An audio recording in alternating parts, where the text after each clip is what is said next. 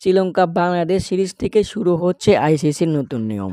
2 দলের test, one day ও টি-20 সিরিজেই খেলার নিয়মাবলী প্রয়োগ করবে আইসিসি। ওয়ানডে ক্রিকেটের 2 প্রান্ত থেকে নতুন বলে খেলার নিয়ম আংশিক বাতিল করে ফিরিয়ে আনছে এক বলের ব্যবস্থাকে।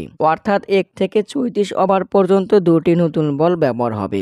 35তম ওভারের আগে ফিল্ডিং দলকে একটি বল বেছে নিতে হবে। পরবর্তী 16 ওভারের জন্য সেই বলটি উভয় প্রান্তে ব্যবহৃত হবে। রান বন্যা রোধ এবং রিভার্স সুইং ফিরিয়ে আনতেই এই পরিবর্তন এনেছে আইসিসি, যা পেসারদের জন্য স্বস্তির খবর হলেও ব্যাটারদের জন্য হতে পারে নতুন চ্যালেঞ্জ। এছাড়াও ম্যাচ শুরুর আগে প্রতিটি দলকে 5 জন সম্ভাব্য কনকাশন রিজার্ভ খেলোয়াড়ের তালিকা দিতে হবে।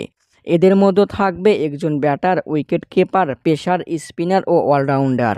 যদি কোনো কনকাশন রিজার্ভ খেলোয়াড় চোট পান, তাহলে আম্পায়ার নতুন একজন খেলোয়াড়কে অনুমতি দিতে পারবেন। আইসিসির নতুন নিয়মে ম্যাচের ভারসাম্য রক্ষা ও কনকাশন বদলিতে সুনির্দিষ্টতা, সব মিলিয়ে ক্রিকেটে ফিরছে নতুন ধারা।